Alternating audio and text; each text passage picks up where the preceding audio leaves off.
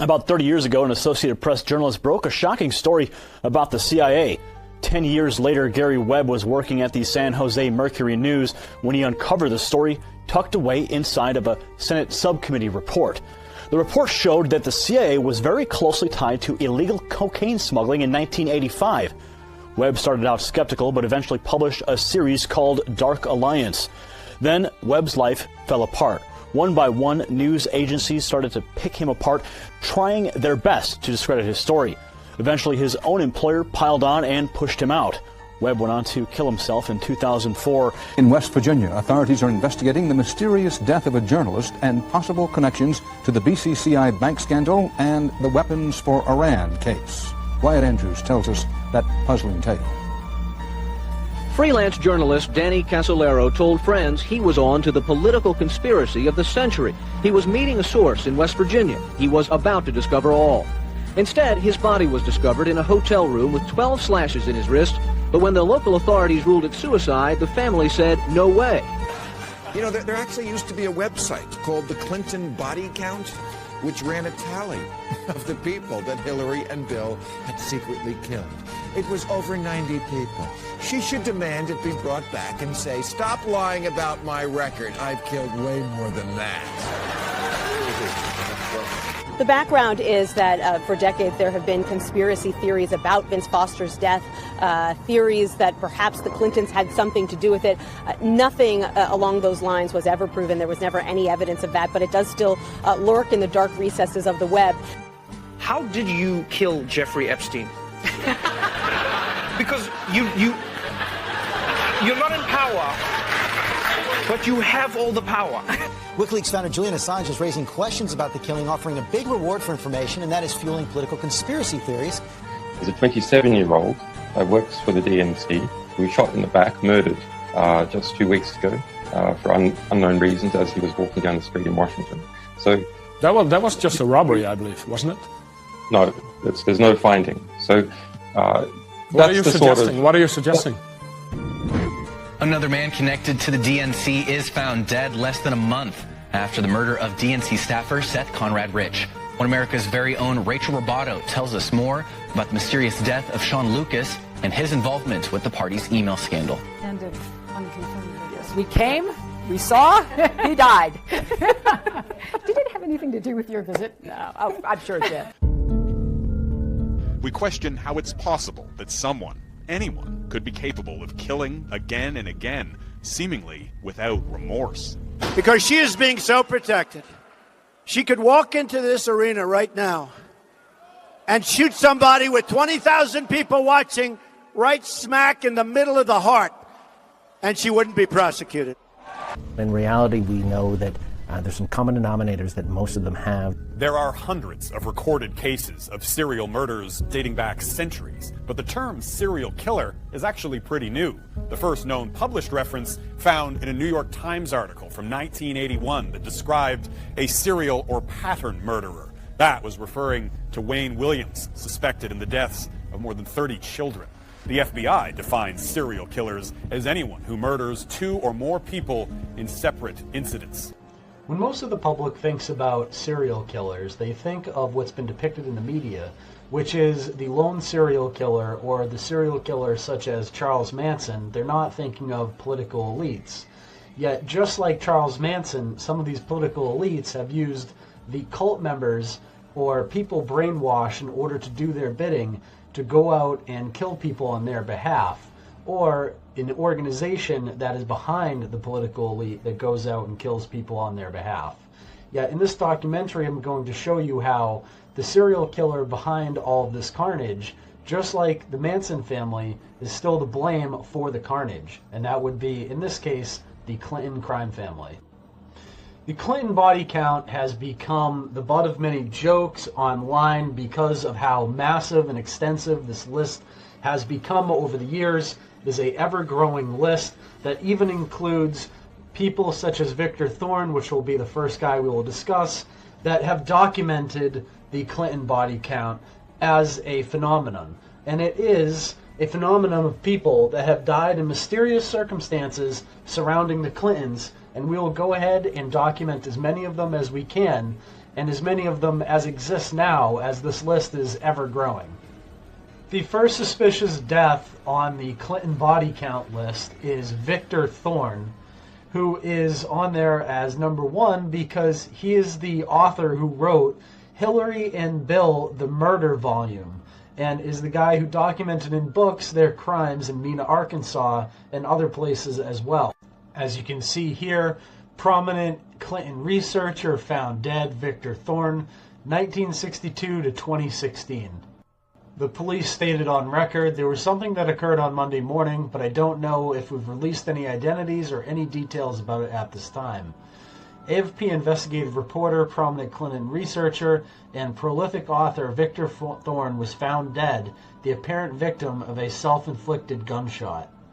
As is noted here in this article, some of his recent writings, such as Crowning Clinton, Why Hillary Shouldn't Be in the White House, and the Hillary and Bill trilogy, had been selling at a very high rate recently, and co-authors Roger Stone and Robert Morrow dedicated their book, The Clintons' War on Women, to Victor, and in the early part of 2016, a prominent publisher in Poland purchased the rights to translate and sell Thorne's Clinton trilogy. If, in fact, Thorne was taken out by the Clintons, we will sadly have to add Thorne's name to the long list of Clinton victims to be found in Thorne's own masterpiece, Hillary and Bill, the Murder Volume, which is why I'm starting off this documentary with Victor Thorne's name as the first name on the Clinton body count list at number 1. The next name on this list is the reason I am remaking this documentary, is because the death of Jeffrey Epstein has sparked an entire meme of hashtag Epstein didn't kill himself. However, this mysterious suicide is also heavily connected to the Clinton serial killers. For one, it is well documented that Bill Clinton flew on Jeffrey Epstein's private jet to the Virgin Islands, Pedophile Island, at least 26 times, according to one flight manifest from one of Epstein's many pilots. Bill Clinton is in Jeffrey Epstein's personal black book, as documented by the New York Times. At one point, Mr. Epstein's personal phone book, which was submitted as an exhibit in a court case against Mr. Epstein and was published by BuzzFeed in 2015, contained more than 20 numbers, emails, and addresses to get in touch with Mr. Clinton, most of them listed under Mr. Doug Band's name. Bill Clinton is a documented guest of Jeffrey Epstein's Orgy Island, clarified in court. And were all of you staying at Jeffrey Epstein's house on the island, including Bill Clinton? Scorolla asked. That's correct, she responded. He had about 4 or 5 different villas on his island, separate from the main house, and we stayed in the villas. Photos such as this one showing Bill Clinton getting an early massage from Shantae Davis before jumping on the Lolita Express would indicate that yes, Bill Clinton is down for Epstein's famous massages. There's even a strange painting that Jeffrey Epstein had up in his Manhattan residence depicting the former President Bill Clinton in a blue dress. Some breaking news right now. Disgraced financier Jeffrey Epstein has taken his own life while he was behind bars here in New York City. Epstein was facing sex trafficking charges. NBC News investigative correspondent Tom Winter now has the very latest. Tom, what more do we know?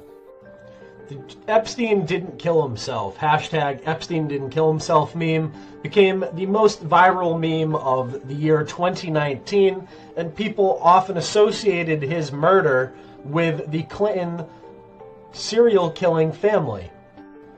Everyone was not surprised by this news, and immediately the official narrative of what took place started to fall apart at the seams.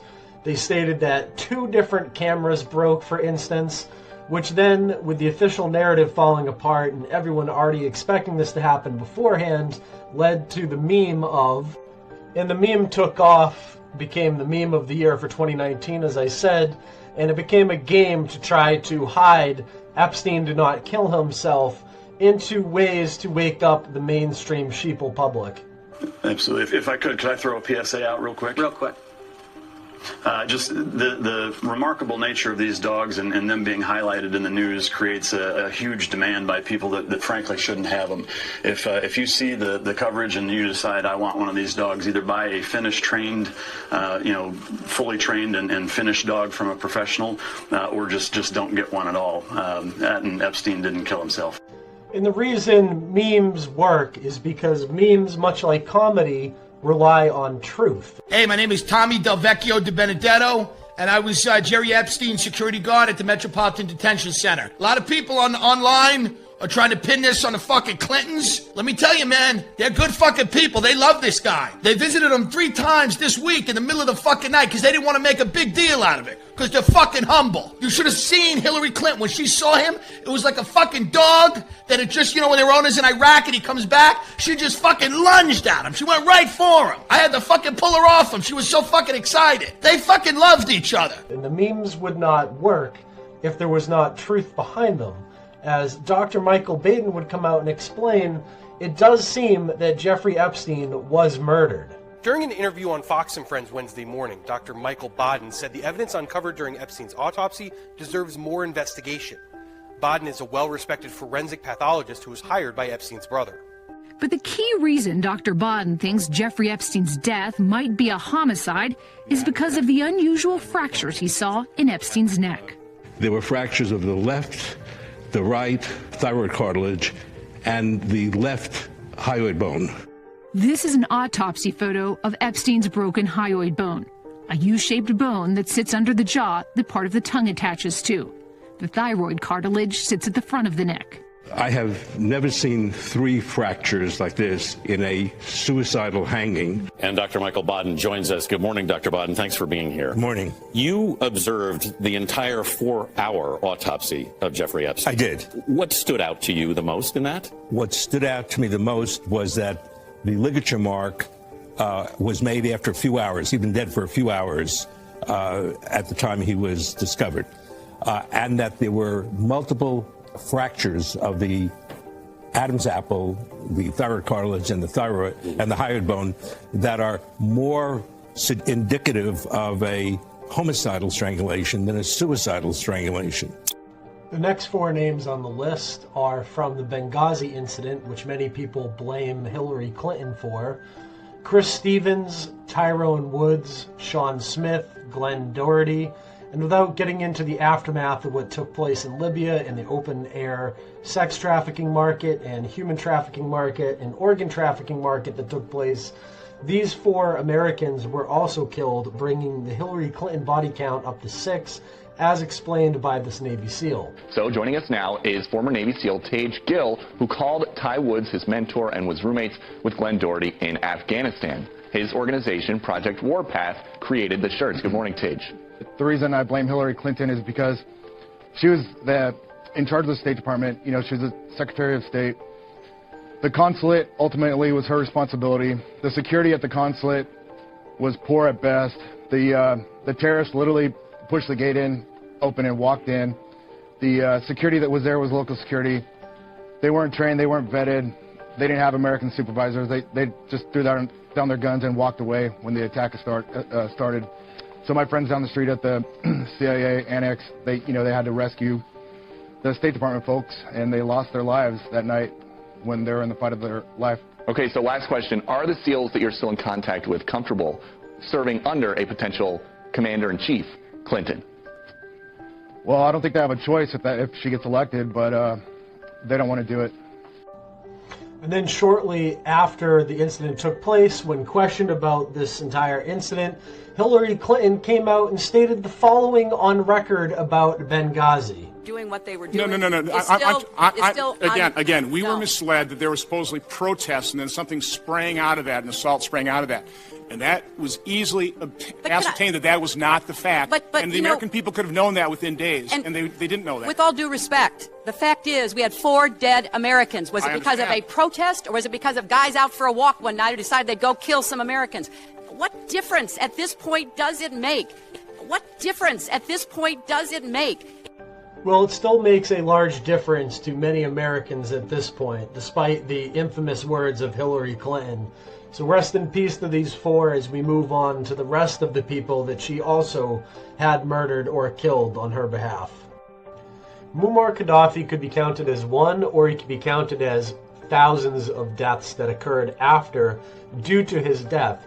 Yet the regime change policy of Hillary Clinton as head of the State Department led to this murder here, as she herself would say. So, I mean, that is the land of unconfirmed. Yes, we came, we saw, he died. Did it have anything to do with your visit? No, I'm sure it did. You have to have a very dark soul to laugh in that manner, after which you murdered someone and had them beaten publicly and very brutally on camera.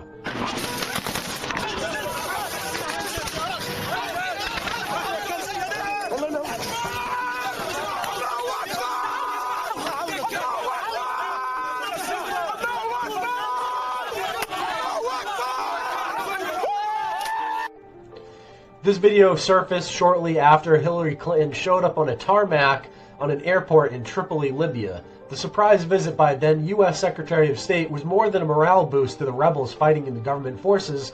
Most importantly, it was an unmistakable signal that the U.S. was putting its full weight behind the, quote, revolution to overthrow Gaddafi. People must renounce violence. They must give up arms. They must be committed to a democracy that respects the rights of all, Clinton announced. As former White House staffer Ben Rhodes revealed, Clinton was the principal architect behind the U.S. intervention who ultimately persuaded a hesitant Barack Obama to intervene in Libya. Today's circumstances, it's difficult to imagine Libya was once one of the most wealthiest nations in Africa, where people enjoyed a variety of social benefits, funded by its oil experts, its economy, and was envied across Africa and much of the Arab world, until Hillary Clinton destroyed it. The death of Colonel Gaddafi has brought to a close a very unfortunate chapter in Libya's history, but it also marks the start of a new era for the Libyan people. Thanks in large part to Hillary Clinton's operation to murder Gaddafi, Libya became one of the worst countries to live in all of Africa, becoming a hub of human trafficking, sex trafficking, organ harvesting, and every other atrocity you could possibly imagine, as described here. African migrants being sold as slaves by Libyan human traffickers have their organs harvested, bodies mutilated, and roasted like kebabs, claims Nigerian ex-minister. Aptly put here at number 8 is Danny Casolaro, who was writing about the octopus when he was murdered by the Clintons. And the octopus that he discovered is delving into the nature of what's actually taking place here, as the Clintons are just the fronts for the CIA and the Mossad and other intelligence agencies and powers that should not be, that use them as puppets and their foundation to cover up crimes and run operations. In West Virginia, authorities are investigating the mysterious death of a journalist and possible connections to the BCCI bank scandal and the weapons for Iran case. Wyatt Andrews tells us that puzzling tale. Freelance journalist Danny Casolaro told friends he was on to the political conspiracy of the century. He was meeting a source in West Virginia. He was about to discover all. Instead, his body was discovered in a hotel room with 12 slashes in his wrist, but when the local authorities ruled it suicide, the family said, no way. The housekeeper had taken calls threatening his life. And I pick it up telephone, I say hello, and he say to me, you son of a bitch, you's dead. Despite that sounding straight from the movies, the medical examiner today held to the suicide finding, saying Casolaro apparently was alone. There were no other contusions, lacerations, or other trauma to the body that would indicate a struggle. In my heart, I remember Danny telling us, if I'm in an accident, don't believe it. Casolaro was probing a conspiracy he called the Octopus, which involved the Iranian hostage crisis, the Iran-Contra affair, with, believe it or not, all funds channeled through BCCI, the international bank charged with everything from money laundering to fraud. Inslaw, good afternoon. The common thread within Octopus is the infamous Inslaw affair, when a court ruled the Reagan Justice Department stole valuable law enforcement software from the Inslaw Corporation. Casolaro's theory is that right-wing zealots sold the software for profit. The money went to Iranian officials who supposedly delayed the release of the American hostages back in 1981, the so-called October Surprise, and later went to the back channel funding of the Contras. It's wild, but so many affidavits partly supporting each thread of the theory have been filed in the Inslaw case that Inslaw's lawyer, former Attorney General Elliot Richardson, believes Casolaro was close to something. And now we have, with the death of Daniel Casolaro, what I think is a new and even more compelling reason for a full investigation. Danny Casolaro had been working on a project he called the Octopus. Casolaro would start his investigation over the Justice Department's theft of a software package called Promise from a company called Inslaw. Promise stood for a Prosecutor's Management Information System, and it was a law enforcement database system that included a feature unique for the time. This was a module that could be programmed to automatically access other databases in order to present the user a single picture of financial transactions or suspects from multiple sources. This made it a powerful spying tool, and the U.S. modified their version to include a backdoor that made gifts of the software to other governments, mainly through people like Robert Maxwell. All this was happening at the same time as the CIA's clandestine gun and drug running operation to supply the Nicaragua Contras with untraceable weapons. A totally illegal operation which violated the Boland Amendment and the Logan Act, and the U.S. end of smuggling pipeline was located in Mena, Arkansas, under the protection of then-Governor Bill Clinton. The arming of the Contras was funded by smuggling vast quantities of cocaine into the U.S. and then laundered through the various banks, land flips, a state agency, Arkansas Development Finance Authority, created by the Webster Hubble and signed into law by Bill Clinton, and many of the deaths in this documentary are due to this operation. Casolaro apparently stumbled over the existence of a vast network of government operatives and politicians all linked together by the vast wealth acquired from the then selling of CIA cocaine in the U.S., and was working on a book exposing the government-sanctioned drug running when he was found in a bathtub in a hotel room. His wrists both deeply slashed in a manner that pathologists declared did not appear to have been done by Danny himself. In particular, the deep cut severed the tendons of his fingers, which would have made it impossible for Danny to slash his other wrist with the now useless hand. Despite this, the official verdict was suicide. Although none of Danny's friends and families believed that, especially those who had been direct witnesses to many death threats he had received. When found, the large accordion file of notes for his new book had disappeared from his hotel room. The syndicate that Danny Casolaro had stumbled upon was the same syndicate that I discussed in the Pie Fence documentary, and is a well-known, well-documented syndicate which ran operations such as Jeffrey Epstein's Island, which then further connects to the previous victim already discussed in this documentary. And also the Hillary Clinton Foundation, and Hillary Clinton herself was very close with the Bronfmans. And this entire network, the mega group as it's called, has been documented in many ways, and here's one of the better maps of the Jeffrey Epstein crime ring, which is the same syndicate of people that was involved with the Promise software that Danny Casolaro had stumbled across with the Octopus.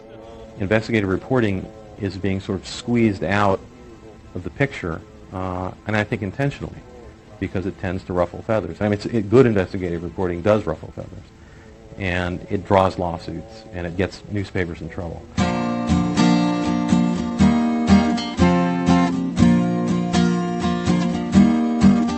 Old pirates, yes, they rob I, sold I to the merchant ship. My name's Gary Webb. I am an investigative journalist. I've been an investigative journalist for about 25 years for daily newspapers.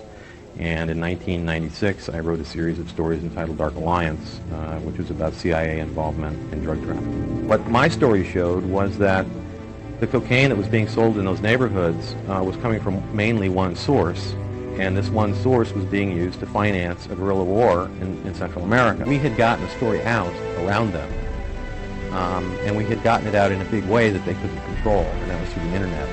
And I think a lot of this was directed to the Mercury News to say, we don't care what documentation you have, we don't care what kind of story you've got, we set the national news agenda. And if we don't like your story, we will kill your story regardless of its truth. The report showed that the CIA was very closely tied to illegal cocaine smuggling in 1985. Webb started out skeptical, but eventually published a series called Dark Alliance. Then Webb's life fell apart. One by one, news agencies started to pick him apart, trying their best to discredit his story. Eventually, his own employer piled on and pushed him out. Webb went on to kill himself in 2004.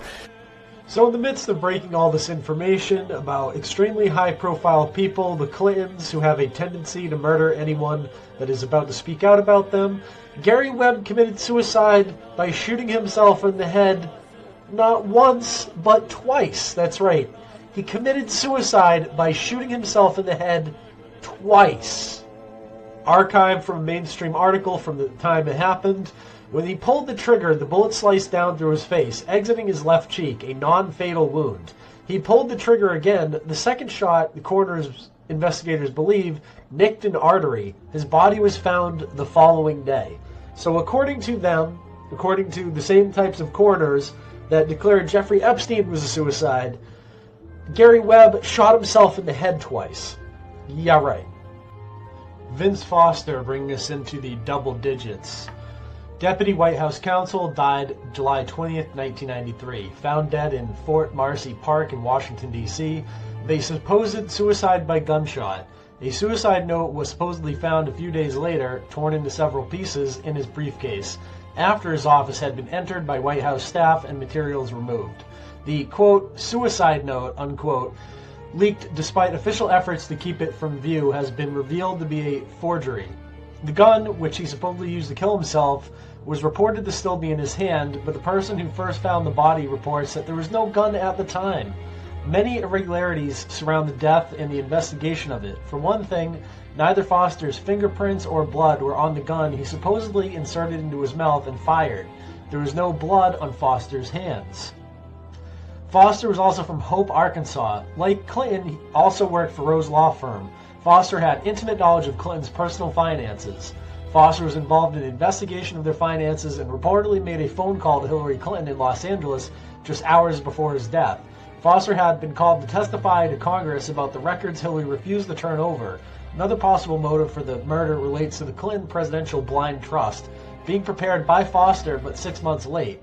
Testimony during the Whitewater hearing suggests the trust was fraudulent, with the Clintons retaining control over much of their finances in order to profit from inside information. Recently, the signed report of M.E. Dr. Donald Hott was uncovered at the National Archives, proving that Foster had a previously unreported gunshot wound to his neck. Finally, an FBI memo surfaced dated the day after the date of official autopsy, in which the pathologist informed the FBI that there was no exit wound. Ken Starr, who was also mentioned in the Pie Fence documentary of the Syndicate series, is also involved in this, as he states Hillary Clinton did trigger Vince Foster's suicide when she humiliated him in front of White House staff. So supposedly a few days before Vince Foster quote-unquote committed suicide, Hillary Clinton dressed him down in front of the entire White House staff, embarrassing him in front of everyone. This leads to there being further evidence that Hillary had an issue ongoing with Vince Foster at the time of his mysterious death. Interestingly, one of the swamp dwellers that was involved in Vince Foster's death's investigation was none other than Supreme Court Justice Brett Kavanaugh. His handling of Starr's Foster probe helped elevate Kavanaugh's career, but the lengthy inquiry enabled conspiracy theories to flourish. Kavanaugh pursued the Foster inquiry at Starr's request, even though he and others in the office soon came to believe that Foster killed himself. According to the two people who worked with them at the time, ultimately Kavanaugh's report in October 1997 affirmed earlier findings of suicide. Thus, Kavanaugh also participated in the cover-up of the murder of Vince Foster. Seth Rich is on here at number 11. Seth Rich was shot in the back in Washington, D.C., by assailants that were, according to the police, there to rob him, yet despite that, they did not take any of his personal possessions, including his wallet or his watch. And furthermore, they were able to murder him in Washington, D.C., one of the most surveilled cities in the world, without being caught on camera. Also, it is most likely that Seth Rich was the source for WikiLeaks for their DNC email hack, as Julian Assange explains here without actually stating it. The stuff that you're sitting on, is an October surprise in there? Do you even know what you're sitting on? WikiLeaks never sits on material. Whistleblowers go to significant efforts to get us material, and often very significant risks. There's a 27-year-old works for the DNC who was shot in the back, murdered just 2 weeks ago. for unknown reasons as he was walking down the street in Washington. So that was just a robbery, I believe, wasn't it? No, there's no finding. So what are you suggesting? What are you suggesting? I'm suggesting that our sources take risks, and they become concerned to see things occurring like that. But was he one of your sources then? I mean, we don't comment on who our sources are. But why make the suggestion about a young guy being shot in the streets of Washington? Because we have to understand how high the stakes are in the United States. So since Julian Assange can't exactly tell us who his sources are, that would be going against his journalistic integrity, what we have to do is look at the forensic analysis, which you can see here in the Guccifer 2.0 NGP-Van metadata analysis, which determined the files were copied from the Eastern time zone in multiple ways. The forensic data shows the transfer rate was too fast to have been done overseas through the internet and had to have been done locally through a flash drive. The other theory is that he had caught onto a ballot fraud scam involving Hillary Clinton, which is extremely interesting given the recent Biden-Trump election. Quote, "But until they killed Seth Rich, I couldn't figure out why there would be two different polling places." Further down, after the polls closed, the DNC supervisor would pick up the roster and the ballots. The supervisor would then pick up the roster at the legitimate polling place and ballots there. He or she would then replace a number of Bernie Sanders ballots with an equal number of the ballots from the Hillary Clinton voting location. Then the duplicate roster from the HRC would be shredded and thrown away, along with all the Bernie Sanders ballots that had been replaced. That way the number of people who voted on the remaining roster still matches the number of ballots. Excuse me, Seth Rich with the DNC. I think several of you have spoken about provisional ballots and rejected ballots. I guess we've looked at, as an outside practitioner with a vested interest in training our voters, how do we get better access to data that tells us why ballots are rejected, why ballots are cast as provisional, so that we can analyze that and then develop better training guides?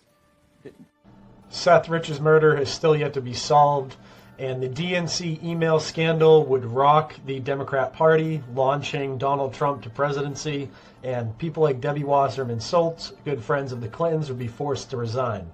Yet, Seth Rich's murder, like many of the people on the Clinton body counts list, remains a mystery, as Stephen Warner, likely the brother of Debbie Wasserman Schultz, was likely involved in the investigation of Seth Rich's murder. The next name on the Clinton body count list is Sean Lucas, coming in at number 12. Sean Lucas's murder was originally called undetermined and then later blamed on a drug overdose, despite the fact that everyone who knew him personally said he was not on any sort of narcotics. The 38-year-old process server who delivered the class action lawsuit against the DNC and its then chair, Debbie Wasserman Schultz, to the DNC headquarters on July 1st, 1 month later, girlfriend of Lucas came home to find him dead on the bathroom floor. Hey. How are you? Good. Sean, hi, Becca. Becca. How you doing, Becca? I'm just with the DNC upstairs. With the DNC? Yes. All right. Well, this is going to be a service to the DNC. Okay. And this is for Debbie Wasserman Schultz. Perfect. You guys have been served. Okay. Thank you so much. We'll see you in court. Guys, thank you so much for everything. Have a great day. Thank you. That was probably the most gratifying thing I've ever done. You ever done? After this video went viral and the media covered it, and then a week later he died, the story disappeared from the media. And then later, the court ruled in favor of quashing the server of process on August 30th, but it was properly served on September 2nd. From that point, attorneys representing both sides argued their sides, and DNC attorneys filed a motion to dismiss the lawsuit. Throughout the proceedings, the DNC argued that Sanders supporters were aware that the primaries were rigged, and that neutrality is a political promise that cannot be enforced by a court. In October 2016, the court deliberated as Judge Zlock would announce a hearing to deliver his decision in the DNC's motion to dismiss the lawsuit, which partly had to do with the fact that Sean Lucas had died. In large part, the mainstream media has not covered the lawsuit in 6 months between the court's initial hearings in October 2016 to its latest hearing on April 25th. In the latest hearing, attorneys representing DNC repeated the tone-deaf argument that neutrality is a political promise and that the DNC can do whatever it wants without being legally bound to the charter. The resulting message is that the Democrat Party serves the interest of itself and its wealthy donors, and that its voters have no choice but to deal with their totalitarian authority and undemocratic processes. And the official cause of death, according to Snopes, was drug overdose. So the death of Sean Lucas was covered up and called a drug overdose, and helped the Hillary Clinton campaign and its run in the 2016 presidential election, the murder of Sean Lucas. Coming in at unlucky number 13 on this list is Michael Hastings, a journalist for Rolling Stone, who died on June 18, 2013. Hastings died in a highly suspicious single-car accident. He had told his friends that he was afraid for his life following stories he had written which were critical of Secretary of State Hillary Clinton. One of the emails leaked during the 2016 Democratic Convention confirmed that Hillary had received Hastings' damning investigative report of the attack on Benghazi consulate 5 months before his death. Video of the car crash has emerged, and it seems to me that the car is speeding wildly out of control and could not possibly be under the control of the operator on this video that you can find in the show notes. This is the aftermath of the car crash as people were quick to the scene and caught the car on fire on the scene. Many people have noted that one of the theories surrounding how Michael Hastings was killed was through car hacking, which in recent years has become ever more popular since his death. Ron Brown is the next name on the list, and he's being added with his lawyer and a control tower operator, but you could also add the 39 people on the flight he was on with him in this number. So 14 through 16, Ron Brown. Former Chairman, DNC, Commerce Secretary, Ron Brown died along with 39 other people when the T-43, a converted 737 used by the Air Force, carrying the group on a trip to Bosnia, crashed while approaching the Dubrovnik airport. On the verge of being indicted and having stated publicly in his willingness to make a deal with prosecutors, Ron Brown's death brought to an end his ability to testify. The very next day, Ron Brown's personal lawyer was murdered in a drive-by shooting. A few days later, the air traffic controller who had been in charge during the aircraft crash was found dead and declared a suicide. On leaving Ron Brown's funeral, President Bill Clinton was seen laughing and joking until he saw the camera that he went into a sad act, as shown by Rush Limbaugh. Once again, bright sunny day. Look at everybody smiling here. See the president. You'll see him in just a moment, laughing, telling a joke. Spots the camera. Watch the face. Watch this. Now here comes a tear. We got a tear here, and the other guy's still laughing. If you know, I mean, he doesn't even know what's going on. We're going to keep showing this. This is the best illustration of the fake and phony characteristics of this man, the disingenuousness of him, and this says it better than most. Don Adams, a lawyer out of Arkansas, is number 17 on our list. Long before Whitewater's land flips made the Clinton circle of friends rich, many of the same players had been involved in a similar land swindle in Branson. Don Adams was a lawyer in Arkansas who got involved trying to help people who were being swindled out of their life savings. But then the Clintons had him murdered. And then the lawyer who took over in his partnership disappeared about a year later. The next name on our list at 18, John Ash, was likely killed to cover up the Democrat Party connections to the Chinese Communist Party. John Ash, initially reported as having died from a heart attack. John's throat had obviously been crushed. At that point, the official story changed to him accidentally dropping a barbell on his own throat. The plotline from the episode An Exercise in Fatality from the TV series Columbo, crushing his larynx. Ashley was about to begin trial for a bribery charge involving Chinese businessman Ng Lap Seng, who had been implicated but not charged in the 1996 Chinagate scandal for funneling illegal donations to Bill Clinton's re-election fund through Arkansas restaurant owner Charlie Tree. Ash was supposed to testify about Hillary's links to Ng Lap Seng. Later the same day, he died. So each one of these deaths provides its own rabbit hole of research that you can go down to find lots of corresponding evidence and much more that I could have put in this documentary. However, due to the large number of names on this list, we're about to enter warp speed and just start naming the names of all the people on the Clinton body count list, as I've already provided you multiple examples of how they're connected to the people that are already been killed on this list.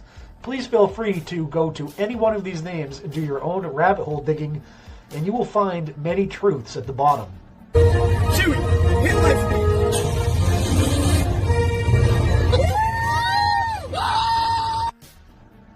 Robert Bates comes in at number 19, and Robert Bates was killed by mouthwash. That's correct. Homicide by mouthwash. And Robert Bates happens to be Barry Seal's aircraft mechanic at Mena, Arkansas. And Barry Seal will also be on this list later. Gandhi Baugh is on the list at number 20. And Gandhi Baugh was an attorney representing a Mr. Lassiter in a case concerning alleged financial misconduct. Died January 8th, 1994. Died in alleged suicide by jumping out of a window of a multi-story building. Mr. Lassiter was a close associate of Governor Clinton and was later indicted on drug-related charges. Among other things, Baugh's law partner was suicided 1 month later on February 4th, 1994. Next on the list at number 21 people murdered by the Clintons is Chief of Naval Operations, Admiral Jeremy Borda. Borda supposedly went home for lunch and then decided to shoot himself in the chest, twice, using 2 guns, rather than be interviewed by Newsweek magazine that afternoon. Explanations for Borda's suicide focus on a claim that he was embarrassed over 2 Valor pins he was not authorized to wear. Former CNO Admiral Elmo Zumwalt said on May 17th Larry King Live show that Admiral Borda was not only authorized to wear the V on his medals, but that he had personally authorized him to do so when he was serving as a commander, Naval Forces of Vietnam. When it turned out that Borda was entitled to those decorations, blame shifted to stresses over the downsizing of the Navy and even Washington Times the adverse effect that feminism was having on the Navy's morale. And obviously one of the most clearly shocked individuals was former President Bill Clinton. As you can see here, the horrible acting job he's doing as he's pretending to be shocked about learning about this. Borda apparently left 2 suicide notes, neither of which was released. On Thursday, June 25th, 1998, Navy Secretary John Dalton formally acknowledged that Borda had been entitled to wear the decorations. So much like Brown and like Foster, the proximate cause for the suicide turns out to be fraudulent. Number 22 on the list is Mr. James Bunch, a state employee who was fired after being accused of running a prostitution ring out of his state employee office. He was found shot to death, and the police declared it, much like many of these other victims, as a suicide. James Bunch supposedly had a black book of elite clients of his prostitution ring. The police did confirm that a state legislator was among the clients listed, but declined to identify the occupations of others. And many people have speculated that because of where he was operating, Clinton was one of those others. Number 23 on our list is Mary Katie Mahoney, the other M intern. An attractive 25-year-old woman, Mary was a former White House intern for Bill Clinton, working as the assistant manager at a Starbucks coffee shop in Georgetown, right across the river. In the pretrial publicity surrounding Paula Jones' lawsuit, Mike Isikoff dropped hints that a former White House staffer with the initial M was about to go public with her story of sexual harassment at 1600 Pennsylvania. Just days later, gunmen entered the Starbucks while the crew was cleaning up after closing. Mary's 2 associates, Aaron Goodrich, 18, and Emery Evans, 25, were taken to a room and shot. Mary herself had 5 bullets in her from at least 2 different guns, most likely with silencers. A total of 10 shots were fired, none of them heard by neighbors in the densely populated Georgetown section. Mary was shot in the chest, her face, and in the back of the head. Someone wanted her very dead, or to send a message. Even though more than 4,000 remained in the store, the police have categorized the triple murder as a robbery, even as they acknowledge the execution-style killings. There was no sign of forced entry. It means either Mary or one of the employees let the killers in at least 1 hour after closing. That means the killers included at least one person known to the victims. One report is that the Starbucks was still locked when the bodies were found the next morning. Robbers don't bother locking doors. George Stephanopoulos, Monica Lewinsky, and Chelsea Clinton were all regulars at this Starbucks. Carl Cooper, the man charged with the Starbucks murders on a basis of a confession, has now recanted that confession, claiming that it was obtained under coercion, not unlike that of James Earl Ray. An affidavit filed by NOAA's Sonia Stewart confirms the Department of Commerce was selling trade mission seats in exchange for campaign donations and illegally blocking FOIA requests. Named in the affidavit as White House staffer directly connected to this obstruction was Doris Matsui. Doris's assigned intern during this period was the same Mary Katie Mahoney. Coming in at murder number 24, Eric Butera. Eric was an informant who came forward offering information regarding the murder of White House intern Mary Katie Mahoney. He was then sent into a known crack house to make an undercover buy for the police and was beaten to death. Eric's mother was first awarded $100 million for his death. Then later, once the news coverage had died down, another judge came in and struck that $100 million award down to $1 million.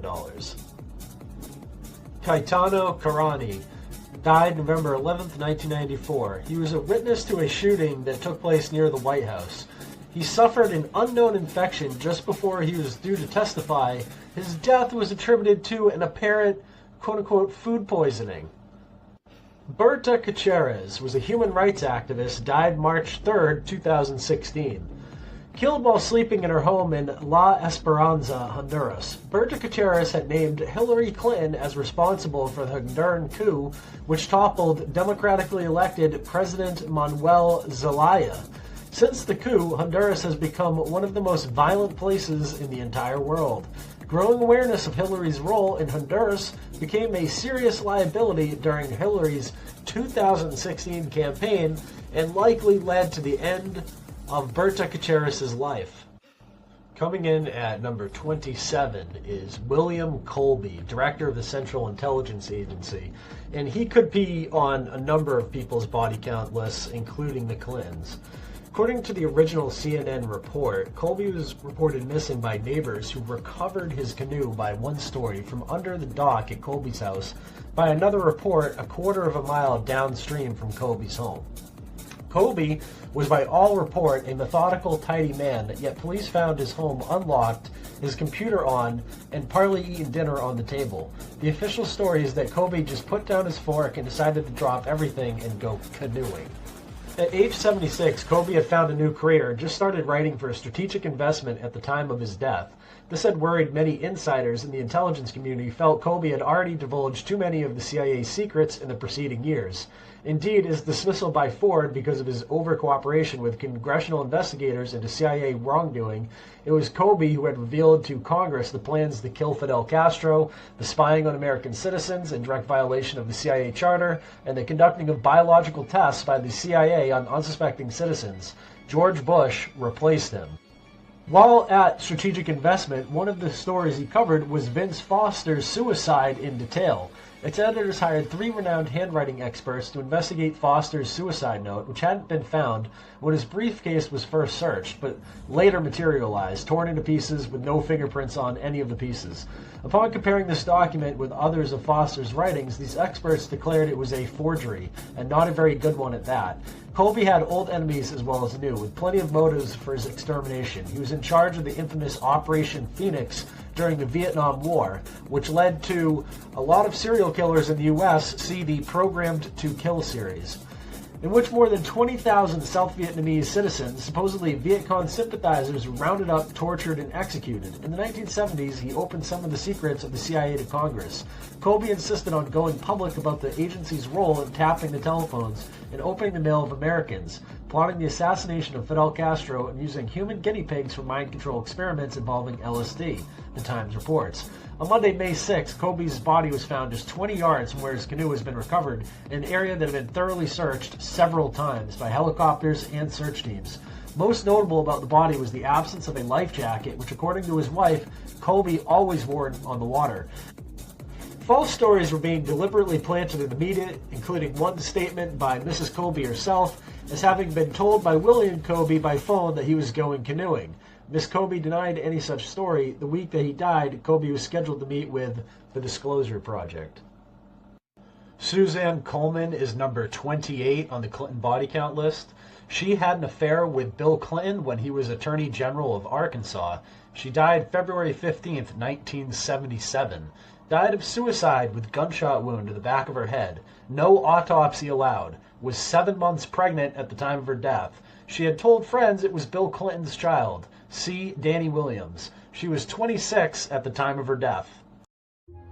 The covering up of the MENA drug operation in Arkansas would lead to the addition of many names on this list, and the covering up of what is known as the train deaths, the murders of Kevin Ives and Don Henry, would also lead to many more names being added to this list, despite the horrific nature of this crime to these two children. Initial cause of death was claimed to be the result of passing out on a railroad track in Arkansas after smoking 20 marijuana cigarettes. This ruling was reported by State Medical Examiner Fahmy Malik and supported by Sheriff Jim Steed, whose thorough investigation of the crime scene left one of the boys' foot sitting in the open for 2 days. In April 1988, Kevin's body was exhumed and another autopsy was performed, this one by Atlantic Medical Examiner Dr. Joseph Burton, who discovered that Kevin died from a crushed skull prior to being placed on the tracks.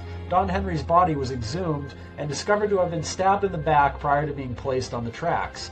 Governor Bill Clinton excused Fahmy Malik's errors, saying that Malik was tired and stressed out. Reports indicate that Ives and Henry may have stumbled upon part of the MENA drug operation, specifically a drop site in the area of Bauxite in Alexander, Arkansas. The police chief of Alexander, John Brown, acknowledged he obtained a taped confession from one of the murderers of the two boys, which was suppressed at the request of the FBI, the same FBI that is at the heart of covering up many crimes for the syndicate.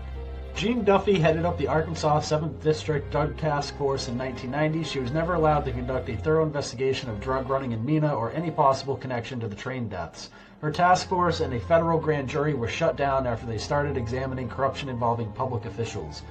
Dan Harmon was a local government official, the prosecuting attorney for Saline, Grant, and Hot Springs counties in 1979 to 1980, and then again from 1991 through 1996. He was convicted in June of 97 on drug, racketeering, and extortion charges. In January 91, long before his drug offenses became public knowledge, Harmon convinced a judge to subpoena evidence obtained by Jean Duffy's task force, evidence gathered against him and other public officials.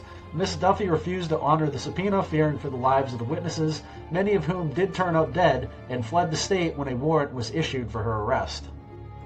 Gregory Collins and Keith Coney at 31 and 32. Witnesses to the train deaths. Greg had information on the Ives Henry deaths. He died from a gunshot blast to the face, declared a suicide. Keith had information on the Ives Henry deaths. He died in a motorcycle accident in July 1988 while being chased by a car, ruled a traffic accident. L.J. Davis, a reporter investigating the Clinton scandals, was attacked at his hotel room in Little Rock and his notes were stolen. L.J. Davis is the writer who claimed he was cold-cocked by an intruder at the Hotel Sam Peck while on the trail of Bill Clinton crimes during his investigations for the story in 1994. They say flying is safer than driving. Unless you have dirt on the Clintons, then no mode of transportation is safe. At number 34 and 35, we have David and Ann Dry. Died in August of 1999.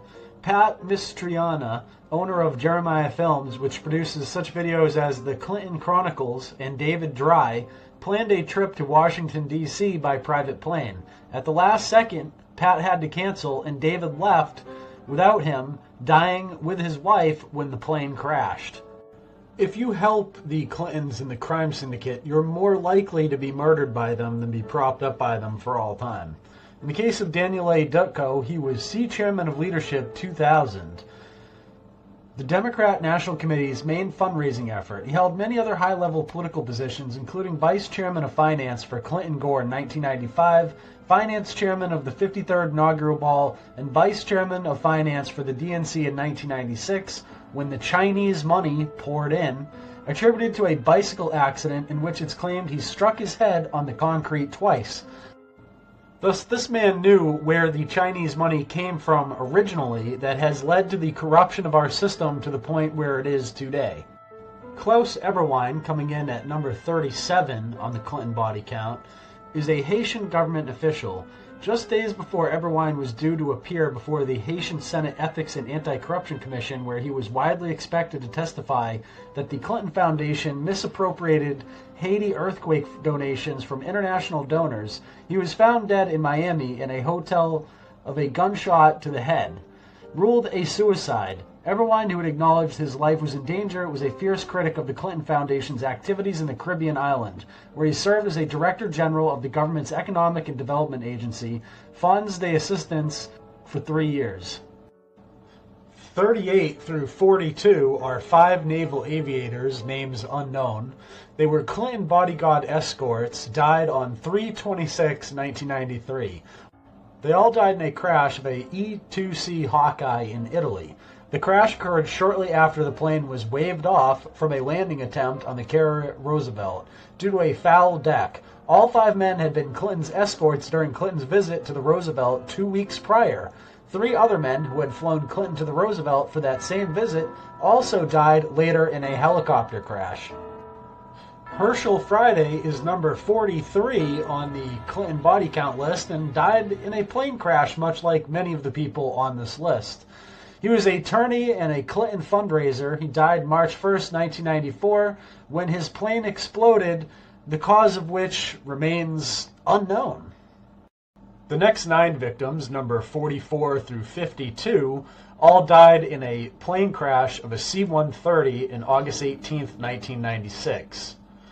Killed when the C-130 carrying the presidential limos crashed near Jackson Hole, Wyoming. All 9 people on board a White House support plane were killed late Saturday when it crashed into Sheep Mountain, also known as Sleeping Indian Mountain, near Jackson Hole, Wyoming.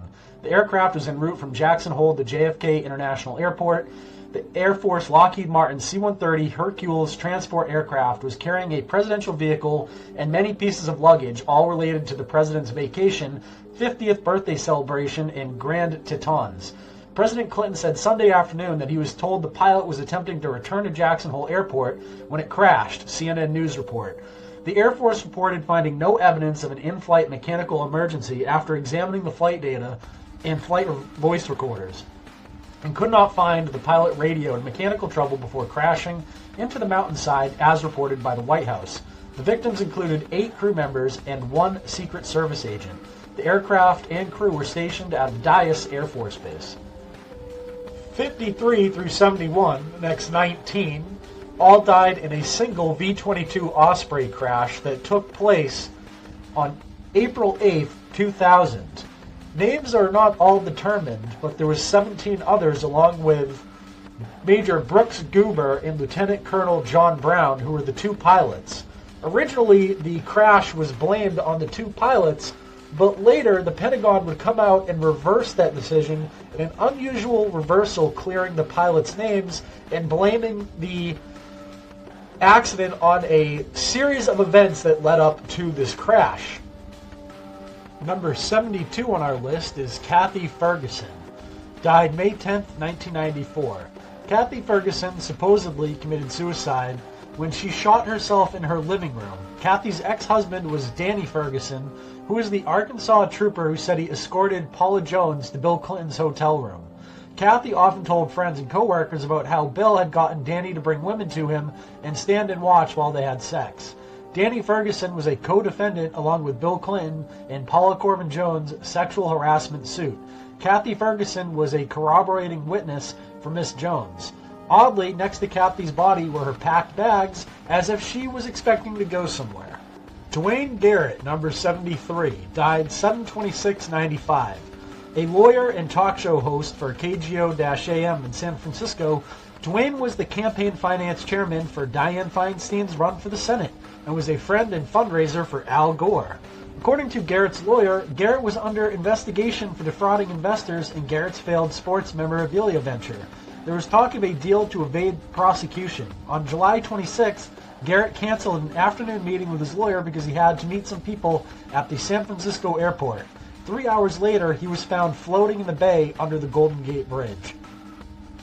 Number 74 is another death of another member of the Marine Force One cruise that flew around with Bill Clinton, which is a lot of members of these crews have passed away, oddly enough. This guy, Corporal Eric S. Fox, died March 22nd, 1999, when he was shot in the head and it was declared a suicide. Carlos Gigliotti, number 75, was a thermal imaging expert. Died April 28, 2000. Carlos Gigliotti, 42, was found dead in his home just outside of Washington, D.C.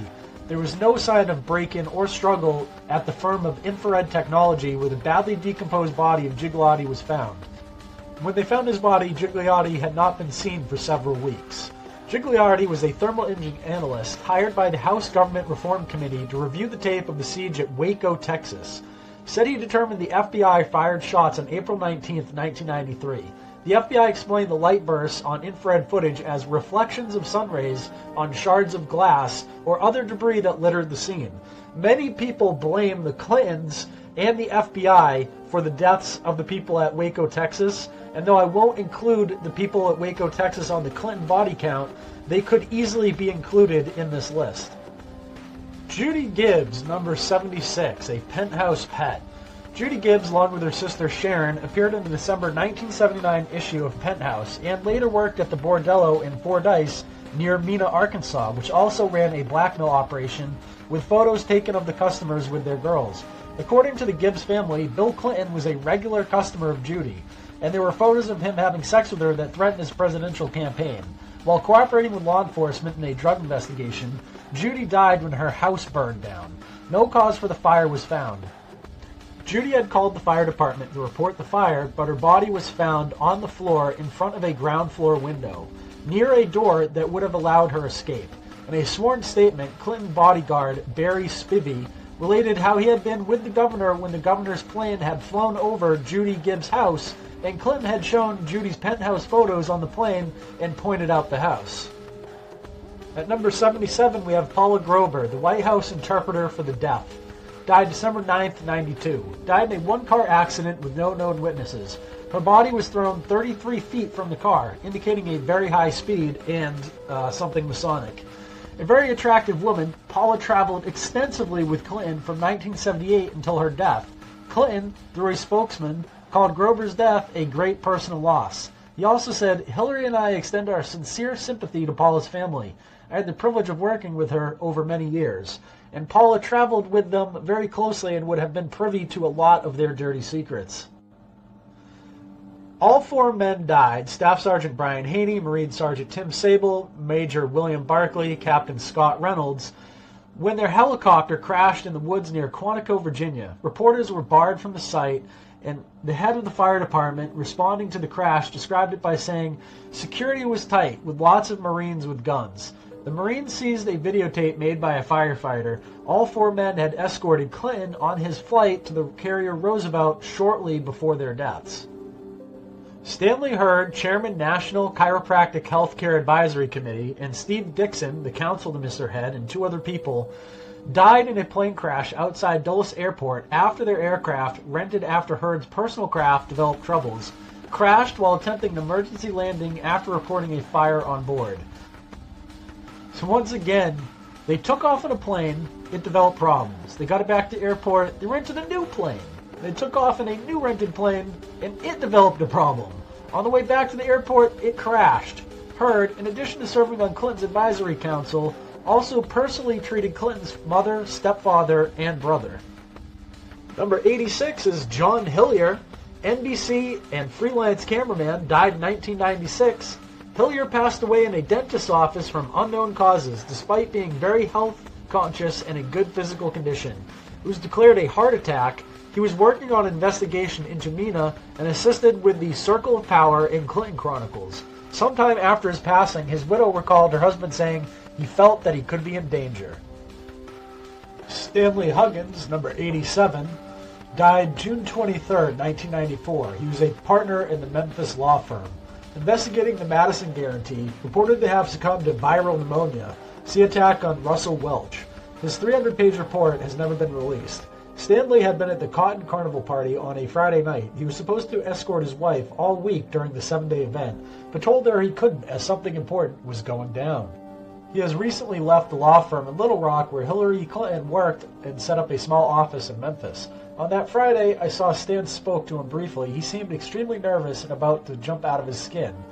The word circulated throughout the party that he had been involved in some secretive issue that was under the microscope. Soon after that, we were told by his wife that he had flown up to a New England university to give a speech on a Saturday, checked into the provided dorm room by the university employees that said he looked fine. When they called up to his room later in the day, he didn't answer the phone, so they went to check on him and found him dead. The death was declared due to viral pneumonia. His wife has tried to get the hospital records, but they were sealed by Janet Reno under presidential orders of Clinton. After that weekend, his Memphis office was broken into, and the only noticeable thing taken were his files. His 300-page report was never released. Sandy Hume, at number 88 on this list. Sunday, February 22, 1998, Sandy Hume, the 28-year-old son of journalist Britt Hume, was reportedly found dead in his Arlington, Virginia home. Aside from the statement that this was an apparent suicide, there remains in place a total media blackout on this story, possibly out of concern that the actual facts will not withstand public scrutiny. Indeed, it was reported in the Associated Press that the Arlington police were not responding to any inquiries. Hume was a reporter for The Hill magazine, newspaper about Congress for Congress, and had broken a major story in 1997 regarding the friction between House Speaker Newt Gingrich and a faction led by Representative Paxson, who announced his resignation just 24 hours after Hume's death. In addition, Sandy Hume had just joined the staff at Fox TV News and was just 3 weeks into a job that represented the pinnacle of his young career.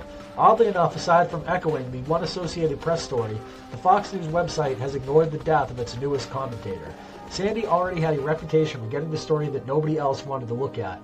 It is worth noting that his death came hard on the heels of reports that a reporter was about to break a story confirming the White House's use of investigators to dig up dirt on critics. It has recently been confirmed that the man who performed the as-yet unreleased autopsy is none other than Dr. James C. Beyer, who has a record of concealing homicides being a ruling of suicide. Kenneth Starr's suicidologist, Dr. Alan L. Berman, was waded in again, and as he did in the Foster death, ruled it 100% certain that this is a suicide and could be nothing else.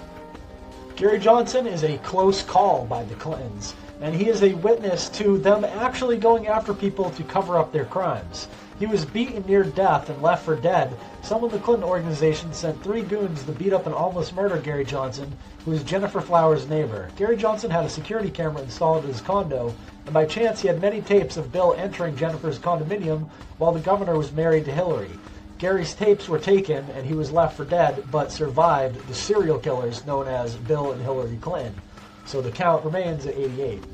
John Jones, number 89 on this list, was Julian Assange's lawyer. John Jones was killed when struck by a commuter train on his way to work. The police immediately declared the death as non-suspicious. The QC initially said it was not a suicide. Great Britain has the highest per capita presence of surveillance cameras of any nation in the world, yet no video has been forthcoming as to just how Jones wound up in front of that train. John Jones was working to prevent the extradition of Julian Assange to the United States. Assange and WikiLeaks have produced some of the most damaging information about Hillary Clinton's scandals. It would seem to me that John Jones's death was also depicted in the show House of Cards starring Kevin Spacey, a man who flew on Jeffrey Epstein's jet with Bill Clinton, showing a very similar death that was also not caught on camera in the TV series. Finish your thought. Part of someone's murder. Jesus. I want to believe you, Francis. You know you...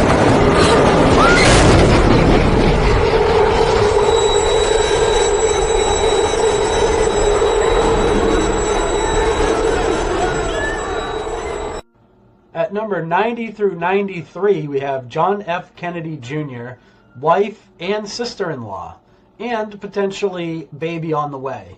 Within days of an NBC Dateline story hinting at a possible run for the Senate seat currently assumed to be the property of Hillary Clinton, JFK Jr. and his wife and sister-in-law died when the Piper Saratoga 2 TC JFK Jr. was piloting crashed into the ocean just short of Martha's Vineyard. The Newsweek issue for the following Monday, which NBC Dateline had reported would announce JFK Jr.'s candidacy, was yanked from distributors and destroyed. Even before the wreckage of the plane had been found, the media was saturated with news stories declaring the weather to have been very hazy. The weather was VFR conditions and 8-mile visibility, plus weather radar and witnesses on Martha's Vineyard all reported clear skies, making it impossible for JFK Jr. to know which way was up. He also had working instruments and aircraft. And this documentary filmmaker happens to live on Cape Cod and happened to be working in the marine industry at that time, and I did not see any unusual weather conditions that would have led to a plane crash. Also, as was the case when the TW-800 was shot down, the U.S. Navy took control of the crash site, ordering unprecedented 5-mile-wide no-fly zone while the wreckage of the aircraft was recovered and taken to a military base. Reporters Cindy Adams and Andrew Goldman have documented the planting of false information about JFK Jr.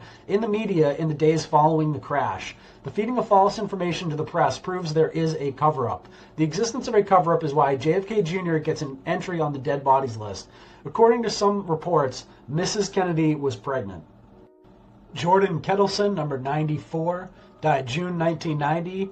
Kettleson had information on the Ives and Henry train deaths. He was found shot to death in the front seat of his pickup truck. Frankie Lawhorn Jr.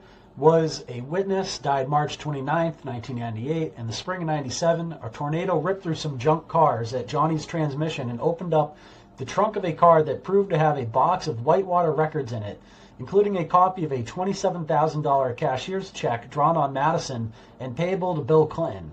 Johnny Franklin Lawhorn Sr. realized what he was looking at and turned the box of documents over to the FBI.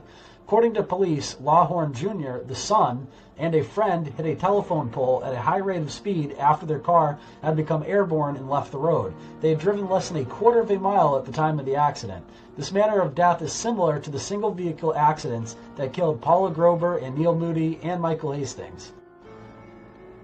Number 96 on this list is Dr. Dean Lorick, died December 10, 2017. Lorick was the Associate Director of the Orthopedic Trauma Service at Hospital for Special Surgery and had many celebrity clients. In 2010, Dr. Lorick had been sent to Haiti and been a vocal critic of Bill and Hillary Clinton's relief efforts on that island. Dr. Lorick was found dead in his bathroom in his Park Avenue home by his 11-year-old daughter. He had a knife in his chest, and police immediately pronounced it was a suicide. And this nice old lady, just as she looks, was an accountant, subcontracting to the Central Intelligence Agency.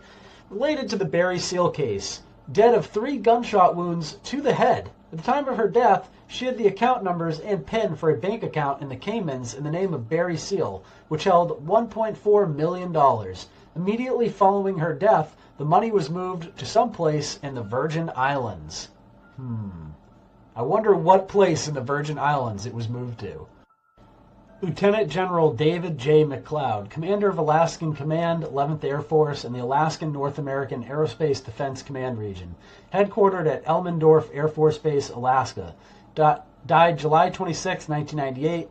On July 26, 1998, McLeod died when his Yak-54 aerobatic plane crashed, allegedly from sabotage. McLeod was one of several flag officers, including Admiral Borda, who had assembled evidence against President Bill Clinton, leading to his arrest. Jimmy Boy here was serving a 3-year sentence when he joined number 99 on the Clinton body count list. He was serving a sentence for bank fraud at the Fort Worth Federal Medical Center in Texas, a facility operated by Federal Bureau of Prisons for inmates who need medical attention. Just prior to another round of testimony before Ken Starr's grand jury, and while the reporters who were covering that story were 2 hours away covering a standoff situation in Waco that just, quote, went away, Jim McDougal suffered a heart attack while in solitary confinement. Left alone for too long, just like Jeffrey Epstein. When Jim McDougal was taken out of solitary, instead of attempting to defibrillate his heart with equipment on hand at the facility, he was driven over to John Peter Smith Hospital, not the closest hospital to the Fort Worth Federal Medical Center. John Peter Smith Hospital is a welfare hospital where, in the words of one local, they let interns practice on deadbeats. The Fort Worth Star-Telegram acquired the official report of the McDougal death via a Freedom of Information Act request. In that report, doctors ignored McDougal's signs of imminent death. Now hitting the century mark and definitely the most successful serial killer of all time, Hillary Clinton moves on to Keith McCaskill, another witness to the train deaths. Died November 10th, 1988. Keith had information on the Mina drug running and the Henry and Ives murders. Stabbed 113 times. He had told his family someone was out to kill him and then told them goodbye. Charles Meisner is number 101. Assistant Secretary of Commerce for International Economic Policy. Died May 3rd, 1996. John Huang was placed on a Commerce Department contract that allowed him to retain his security clearance by Charles Meisner. Charles Meisner died on the plane with Ron Brown. James Dewey Milam, number 102. Another witness to the Mina drug operation and the Henry Ives train murders. Milam was decapitated. Clinton's notorious state medical examiner, Fahmy Malak, initially ruled death due to an ulcer, claiming that the victim's small dog had eaten the head, which was later recovered from a trash bin several blocks away. Charles Wilborn Miller, Vice President and board member for Altel. Altel was the computer company that wrote the White House Big Brother computer system, found shot to death with 2 guns. Multiple shots had been fired, and then it was declared, yes, that's right, a suicide. Ron Miller, another witness, died October 12, 1997. Ron Miller, investigated by authorities over the sale of his company, Gage Corp, to Dynamic Energy Resources Incorporated, was the man who taped, recorded Gene and Nora Lum, and turned those tapes and other records over to congressional oversight investigators. The Lums were sentenced to prison for campaign finance violation, using straw donors to conceal the size of their contributions to various candidates. Indeed, Dynamic Energy Resources Incorporated had hired Ron Brown's son, Michael, solely for the purpose of funneling $60,000 through him to the Commerce Secretary, according to Noland Hill's testimony. Reportedly a healthy man, Ron suddenly took ill on October 3rd and steadily worsened until his death 9 days later. This pattern fits ricin poisoning. Owing to the strangeness of the illness, doctors at the Integris Baptist Medical Center referred the matter to the Oklahoma State Medical Examiner's Office. The Oklahoma State Medical Examiner's Office promptly ran tests on samples of Ron Miller's blood, but had refused to release the results or even to confirm that the tests had ever been completed. John Millis, Staff Director of the House Permanent Select Committee on Intelligence Committee. Millis had just helped the HPSCI complete its investigation into an alleged CIA cocaine smuggling, which predictably, given that Millis himself was a longtime CIA agent, concluded that the CIA was innocent of all allegations of wrongdoing. Fairfax, Virginia police were tipped off by an anonymous phone call claiming that a man was threatening suicide in a motel room. Police arrived to find Millis dead of a gunshot wound. As was the case with Vincent Foster and Sandy Hume, the death was immediately declared a suicide. Christine M. Mirzayan died August 1st, 1998, was a White House intern. Yet another young female government intern with the initial M, Christine M. Mirzayan, was murdered, beaten to death with a heavy object near Georgetown University. Eventually, Mike Isikoff's former White House staffer finally surfaced, and it's not Mary Mahoney or Christine M. Mirzayan, but Monica Lewinsky. If the killing of Mary Mahoney and Christine M. Mirzayan was to silence a bimbo eruption, they got the wrong woman. Just how many of these interns was Clinton getting oral sex from anyways? Joe Montano, chairman of DNC before Debbie Wasserman Schultz and regional director for Tim Kaine. Died July 25, 2016. Supposedly died of a heart attack right after the WikiLeaks email dump proving the DNC had worked to sabotage Bernie Sanders and hand the nomination to Hillary Clinton. Joe was 47 with no history of heart problems, and this pattern would repeat itself years later when they would give the nomination to Joe Biden in the year 2020. Neil Moody died August 25, 1996. Following Vincent Foster's murder, Lisa Foster married James Moody, a judge in Arkansas, on January 1, 1996. Near the time Susan McDougal first went to jail for contempt, Judge Moody's son, Neil, died in a car crash. There were other reports that Neil Moody had discovered something very unsettling among his stepmother's private papers and was threatening to go public with it just prior to the beginning of the Democrat National Convention. He was alleged to have been talking to Bob Woodward of the Washington Post about a blockbuster story. Witnesses said they saw Neil Moody sitting in his car arguing with another person just prior to his car suddenly speeding off out of control and hitting a brick wall. J.W.N. Moore, Jenny Moore, also known as Task Force, who traveled around with George Webb, was an advocate and investigator into trafficked and abused children, Moore was in the process of looking into allegations made by a 26-year-old man who claimed as a young boy Bill Clinton had sexually assaulted him and pimped him out at private D.C. sex parties where other D.C. elites frequented. Jen thought that with a criminal probe, federal agents could use the victim possibly to dangle in front of Clinton to see if he made a mistake or tried to pay him off. The site said she was worried about the safety of the victim and was working to find him safe harbor until the story broke. Now she is the one who turned up dead. Tony Moser, anti-corruption journalist, number 110 on the Clinton body count.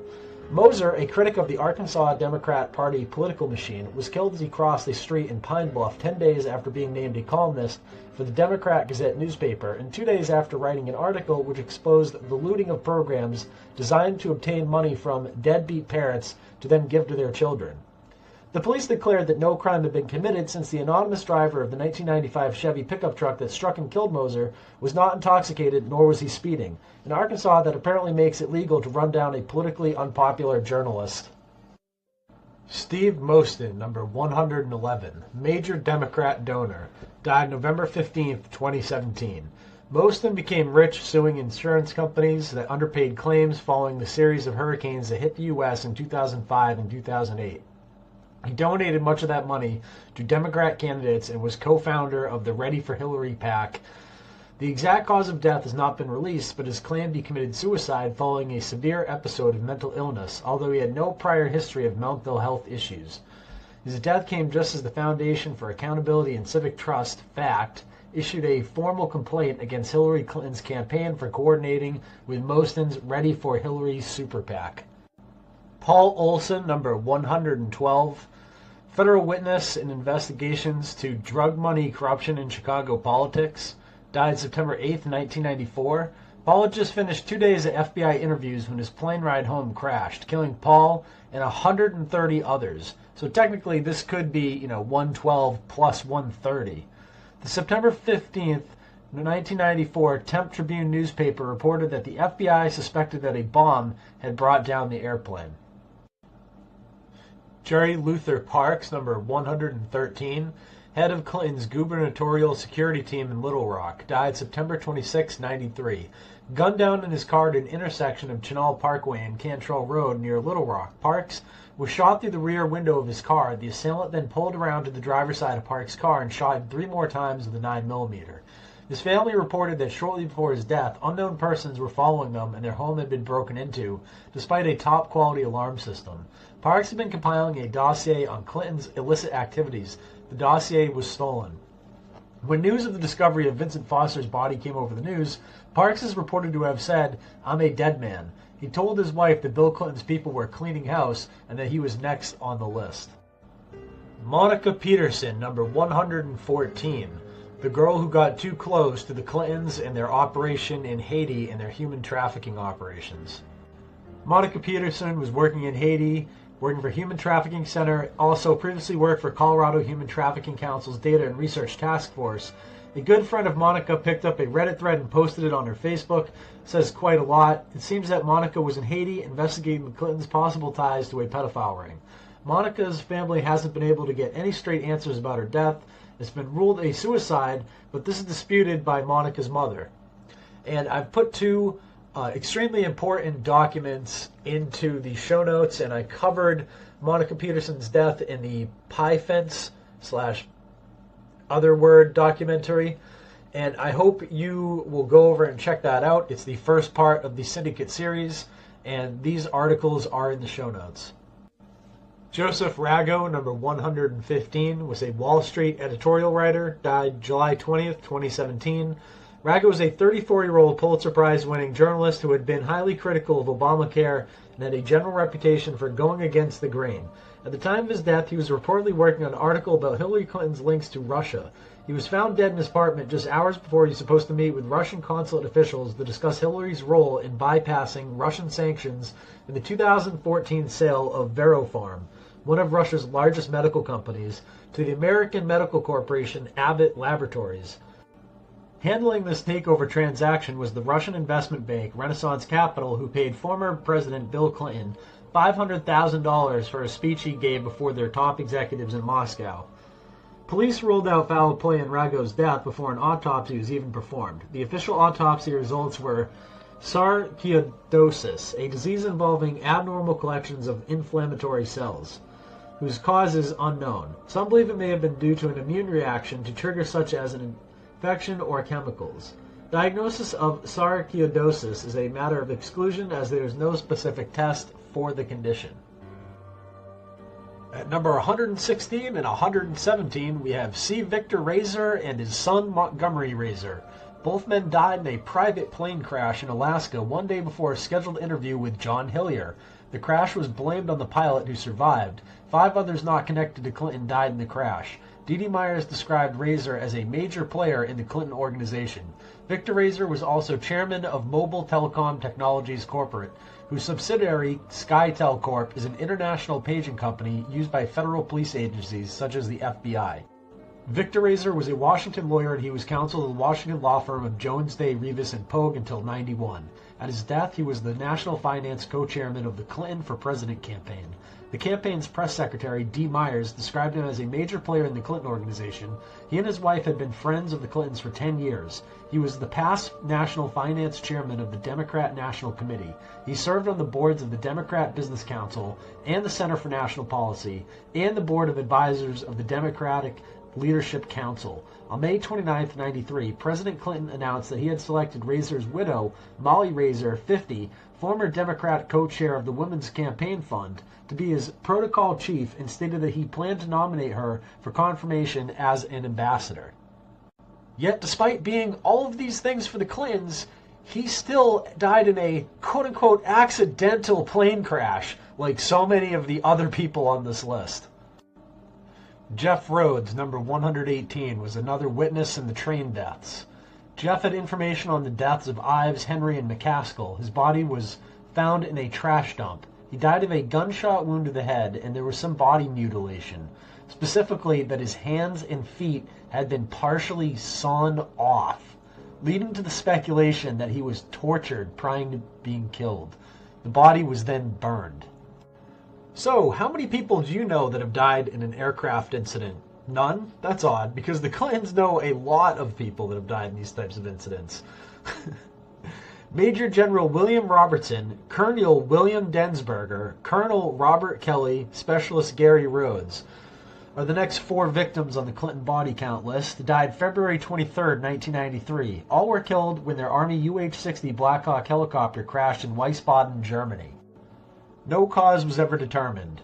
V Corps figured prominently in the U.S. Bosnia peacekeeping operations, along with the carrier Roosevelt. These men and 8 others associated with the Clintons' visit to the Roosevelt all died within 4 months of each other. On March 3, 1994, Ronald Rogers became number 123 on the Clinton body count. Dr. Ronald Rogers, a dentist from Royal, Arkansas, was killed when his twin-engine Cessna crashed near Lawton, Oklahoma, in clear weather. He was on his way to see Ambrose Evans Pritchard, a reporter from the London Sunday Telegraph, to reveal some dirt on Clinton, allegedly. Among those principles is the Sixth Amendment's guarantee that the accused shall have the right to be informed of the nature and cause of the accusation against him. Here we have Charles Ruff, the man who defended Bill Clinton from impeachment with due process, which is interesting in regards to the Democrats' recent moves to go after Donald Trump with zero due process with a fake impeachment again. Regardless, Charles Ruff was one of Clinton's attorneys during the impeachment trial and was known to have inside information on the White House email scandal also. Original reports were that he died in an accident in his home, although no details were given. Then the report changed to claim that he was found in his bedroom unconscious, then declared dead on arrival at the hospital. The authorities will provide no details other than the usual and quite premature assurances that there was no foul play involved.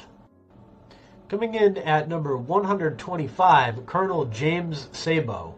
James Sabo supposedly was about to blow the whistle on drug-running activity taking place on the naval base where he was stationed. Colonel James Sabo was found by his wife in the backyard of their home with his head blown off with a shotgun. The Navy ruled it a suicide. In all, more than 40 deaths by individuals concerned with drug traffic on military bases have been declared as suicides despite evidence that murder was involved. Justice Antonin Scalia, number 126.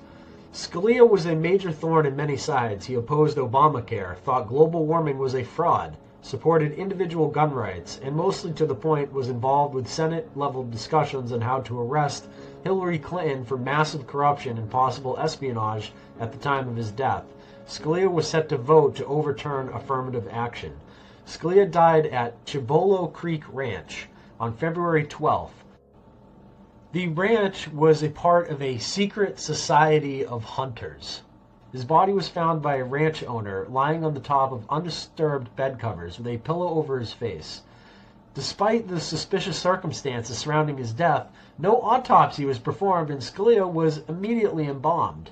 Scalia is added to the Clinton dead bodies list based on the following leaked email exchange between Hillary's campaign chairman John Podesta and D.C. lobbyist Steve Elmendorf, dated just 3 days prior to Scalia's suspicious death.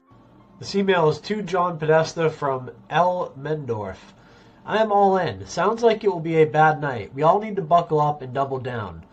From John Podesta to Stephen Elmendorf. Subject, thanks.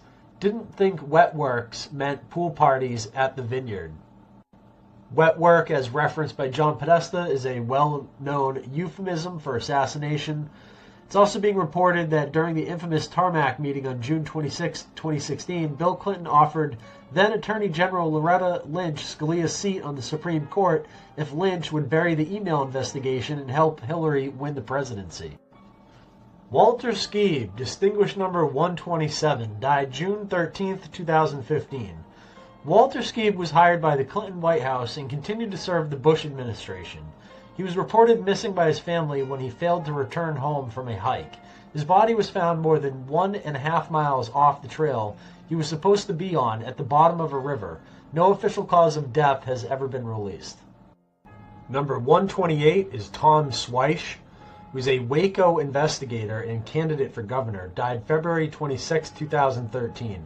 Swish served as Chief of Staff for former U.S. Senator John Danforth's investigation of the federal government's actions in connection with the 1993 FBI siege of the Branch Davidian compound in Waco, Texas.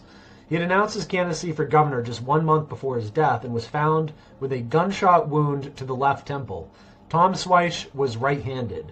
1 month later, his media director, Robert Spence Jackson, was found dead of a similar wound. Barry Seal, one of the more famous names on this list, at 129. CIA drug pilot, died February 19, 1986. Now known to have been a gun and drug smuggler for the CIA, operating out of Mena Airport, Barry Seal had reportedly kept in contact with Bill Clinton's head of security at the governor's mansion, Raymond Buddy Young, the ex-rodeo clown, who is now number 2 man at FEMA. Following his fall from CIA grace, Barry was sentenced to live at the Salvation Army housing complex by a judge who was also prohibited Barry Seal to have either any guns or to employ any bodyguards. Corruption doesn't become any more obvious than this. Barry was gunned down with machine gun fire in the parking lot of the Salvation Army housing complex. In violation of the court order, Barry had hired bodyguards who worked a rotation schedule, but the bodyguard who was to be there when Barry was killed never showed up. That bodyguard, according to video producer Daniel Hopsicker, was a former associate, meaning drug pilot, of Barry's named William Bear Bottoms. Bottoms prowled the internet, insisting that there was never any drug-running operation at Mena, Arkansas. Bill Shelton, number 130, died June 94. Allegedly committed suicide by shooting himself at the gravesite of his fiancée. Officer Shelton was the fiancée of Kathy Ferguson, who was already named on this list, who was the ex-wife of Trooper Danny Ferguson. Kathy also supposedly committed suicide June 94 when she shot herself in her living room. Oddly, next to the body were her packed bags, if she was expecting to be going somewhere. Danny Ferguson was a co-defendant along with Bill Clinton in the Paula Corbin Jones sexual harassment suit. Kathy Ferguson was reported as a corroborating witness for Miss Jones. Peter Smith, GOP operative. I've done a deep dive on Peter Smith that you can see on BitChute that goes into a lot more detail. Peter W. Smith was found dead just 10 days after he admitted to trying to get Hillary Clinton's missing emails from Russian hackers. He left a note behind in all caps saying there was no foul play involved. Charles Ortelli, Wall Street investment banker and market analyst, had spoken with Smith the day before his death and said Smith did not show any indications of a man considering suicide. Kurt Smolek, number 132, State Department diplomatic security agent, died August 28th to August 30th, 2017. Kurt went missing on Monday, August 28th. His body washed up along the shores of the Potomac Wednesday, August 30th. Kurt worked with then Secretary of State Hillary Clinton and had jurisdiction over classified data and secured emails for the State Department. Cause of death is listed as unknown. It would seem that even billionaires are not safe from the Clintons. Barry and Honey Sherman. Originally declared a murder-suicide, investigators concluded it was a murder staged to look like a murder-suicide involving multiple perpetrators. Barry Sherman founded Apotex Pharmaceutical Company. Apotex supplied generic drugs to the Clinton Foundation in Haiti and Rwanda. The Clinton Foundation was scandalized when it was discovered that the AIDS drug sent to the Third World were watered down. They died December 15th, 2017. Paul Tully, number 136, Democratic National Committee Political Director. Found dead in a hotel room in Little Rock, Arkansas, of unknown causes. No autopsy allowed. Described by Clinton as a dear friend and trusted advisor. Tully authored several key strategies for Clinton and the party. Paul Tully, 48, Democrat National Committee Political Director and architect of a strategy to make the party competitive again in presidential elections, was found dead in his hotel room on September 24th, 92, in Little Rock, Arkansas, of unknown causes. Authorities speculate his death was from a heart attack or stroke. In a press release, then presidential candidate Clinton called Mr. Tully a dear friend and trusted advisor. He said he was deeply saddened by the loss, that Tully devised a strategy of targeting states based on their value in the Electoral College and coordinating the presidential campaign with state and congressional races. So this guy goes back to the beginnings of the Democrat election fraud war machine. John Parnell Walker died August 15th, 1993. Mysteriously fell to his death from an apartment balcony. He was investigating the Morgan Guarantee scandal, the same apartment which was alleged to have been a secret gateway with which Vince Foster may have visited. And as we all know, the Clintons and the Bidens are very close, and these series of deaths and murders will continue long into any Biden presidency. Here we can see Hillary and Joe Biden chumming it up. Maybe they're talking about past things and past dead people that she's killed, like Calvin Walraven, number 138, died July 30th, 94. A 24-year-old Walraven was a key witness in the Jocelyn Elder's son's drug case.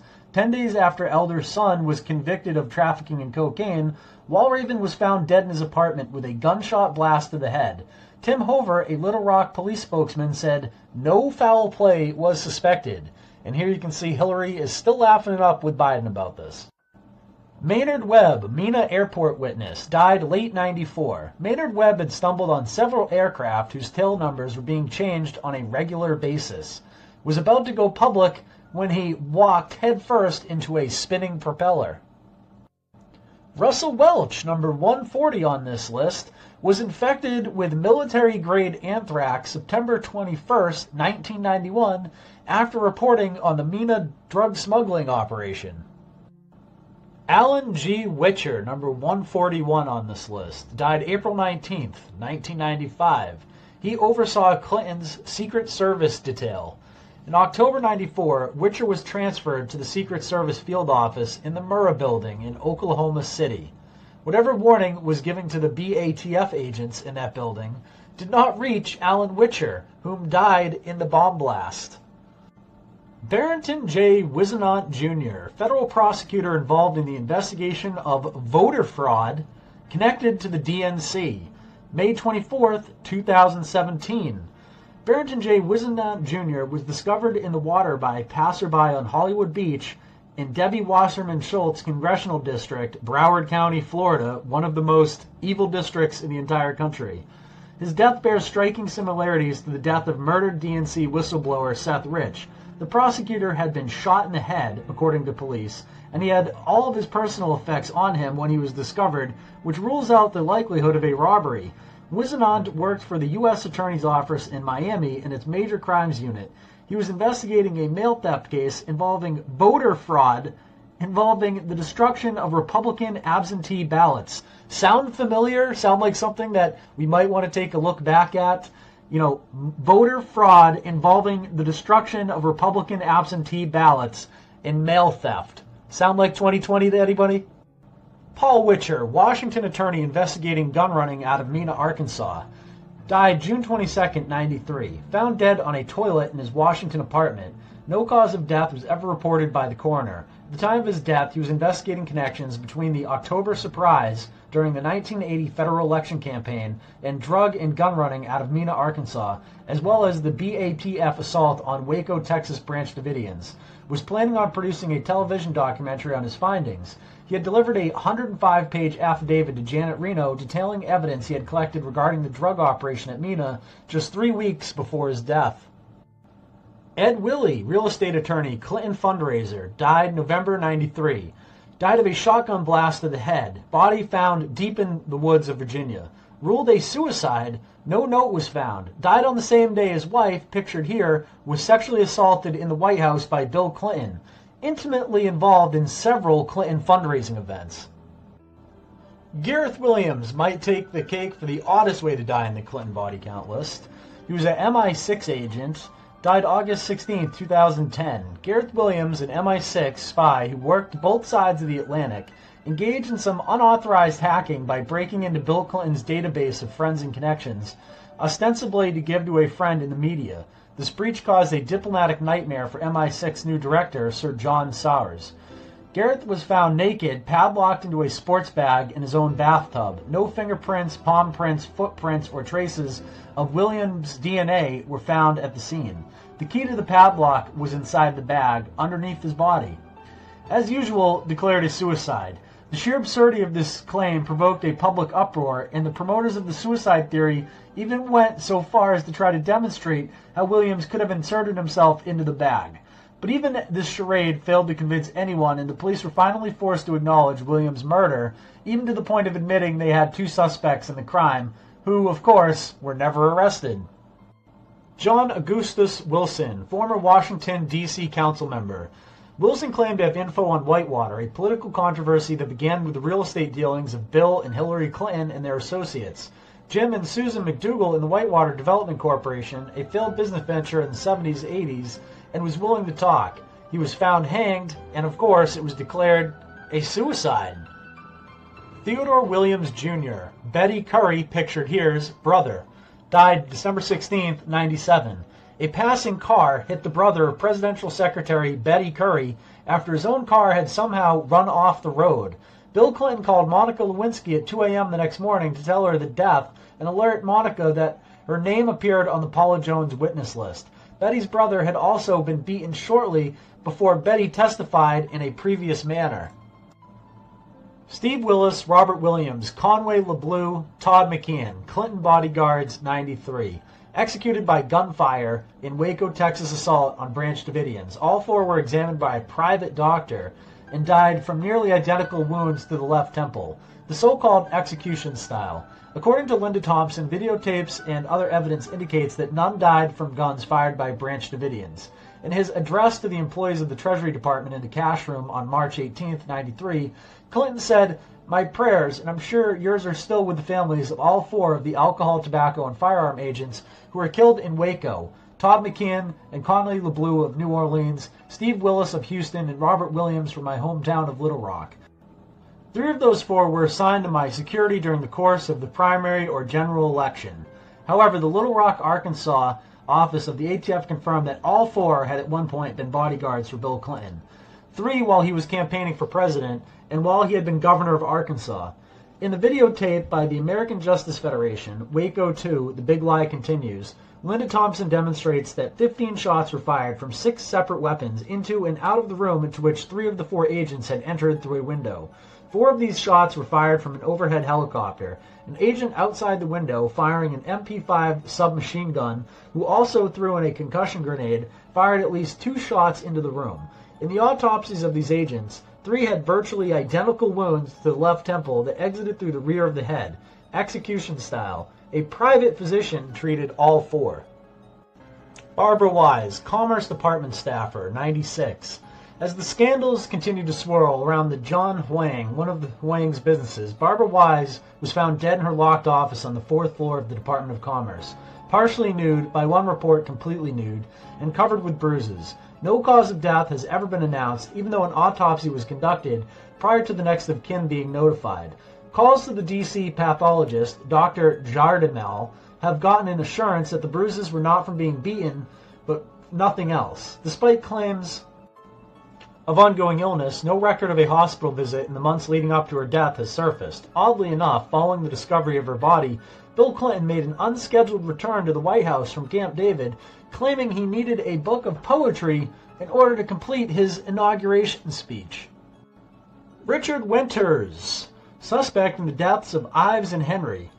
Winters offered to cooperate. He was killed by a shotgun blast to the face during a robbery which was subsequently proven to be a setup.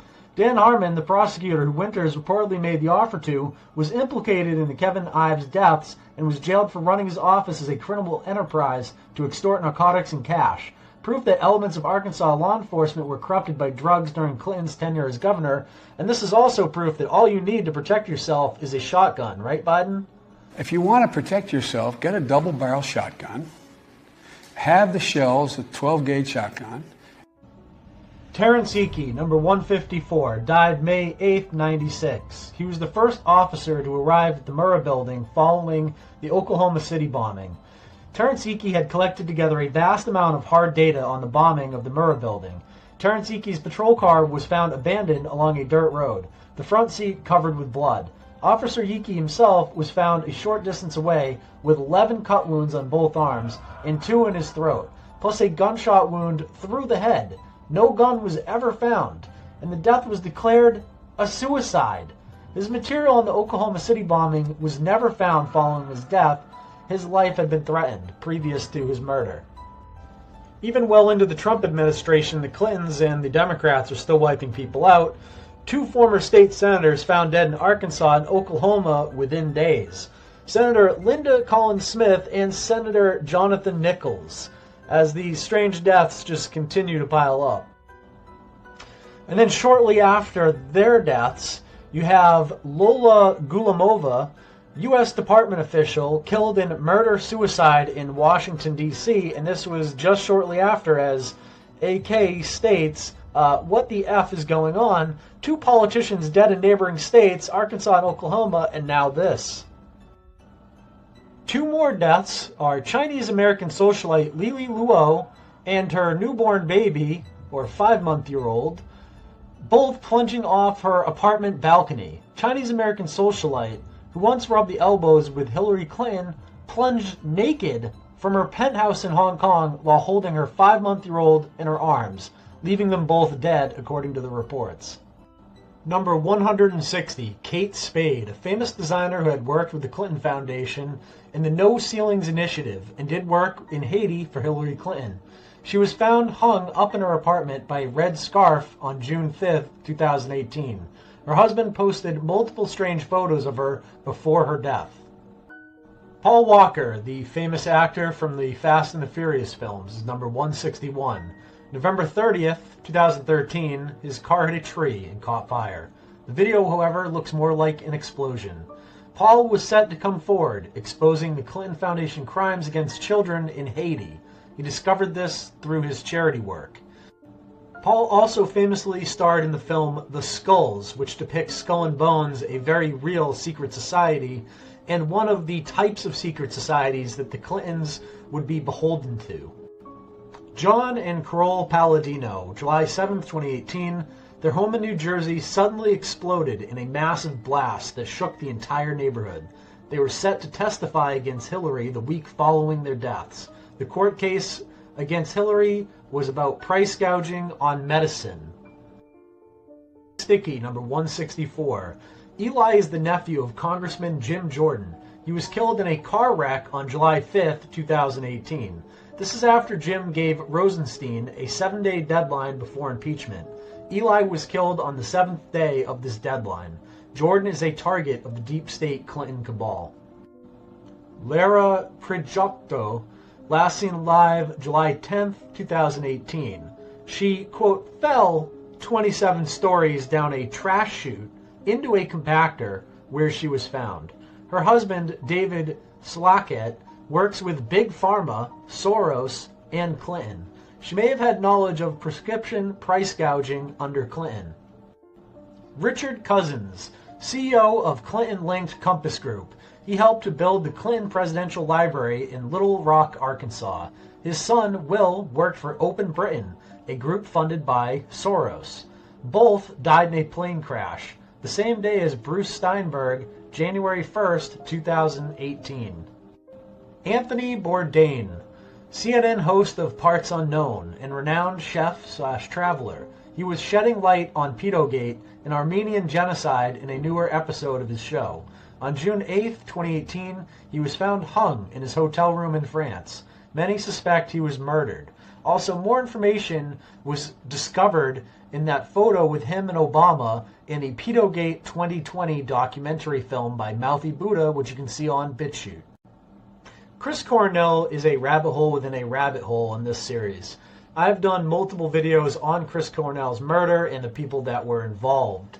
His wife is good friends with Courtney Love. Courtney Love is suspected to have murdered her husband, Kurt Cobain, and in similar manner, at the time of nearing divorce, Vicky Cornell is the main suspect in the murder of Chris Cornell, but Chris Cornell had supposedly come across a list, a black book of elite pedophiles, and was about to release a documentary exposing elites in that regard. Chris Cornell was then murdered by hanging in his hotel room, yet the bodyguard that was hired by his wife supposedly had to force entry into the room but left no damage on the door. Chris Cornell also had 9 broken ribs, and there was blood splattered all across his bathroom, which is highly unusual for a hanging. In fact, completely unusual, making it a murder which was never properly investigated. Shortly after the murder of Chris Cornell, his best friend, Chester Bennington, was murdered in the exact same way, and they also ruled it a suicide. Cornell worked with Chester all the time. They were working together to expose the pedo ring. He died in the same manner as Kate Spade and Bourdain, hung on a doorknob. Oddly, Chester Bennington's facial profile is an 80% match to Podesta. The percentage is only possible with a parent. Chester, like Cornell, had a lot to live for, and his family doesn't feel that he killed himself. In fact, there was video released of Chester playing with his kids shortly before his death. And shortly before that, Chester Bennington had done a tribute song to his best friend Chris Cornell, who was murdered shortly before he was. Hashtag truth for Chris, hashtag truth for Chester. Here's a small portion of that tribute song. We decided to play our song One More Light in honor of him to start this off. We love you, Chris.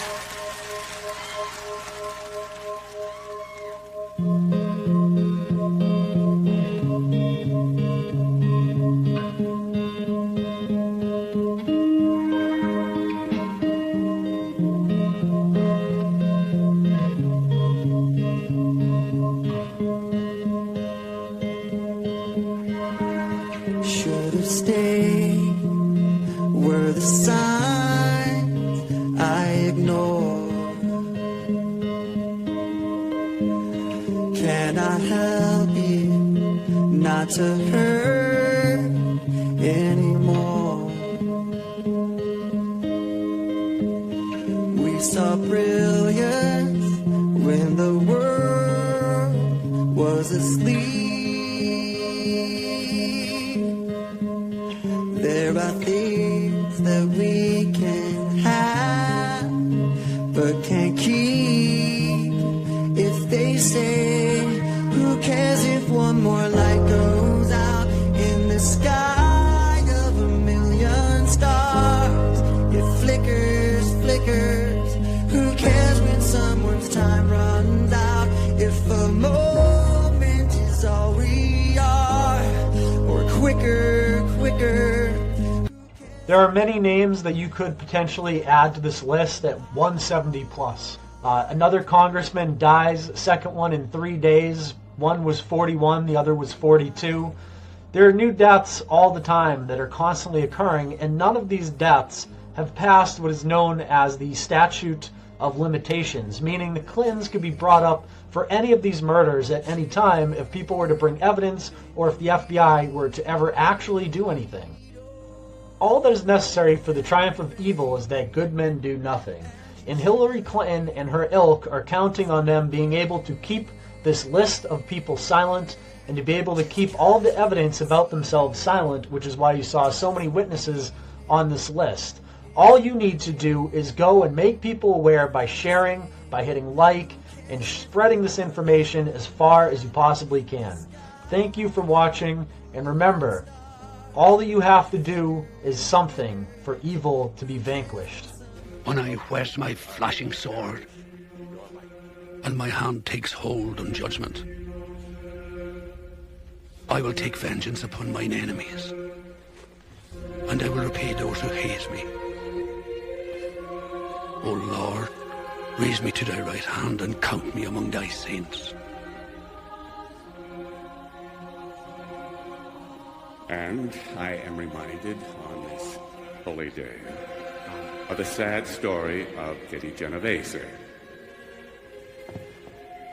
As you all may remember, a long time ago, almost 30 years ago, this poor soul cried out for help time and time again, but no person answered her calls. Though many saw, no one so much as called the police. They all just watched as Kitty was being stabbed to death in broad daylight.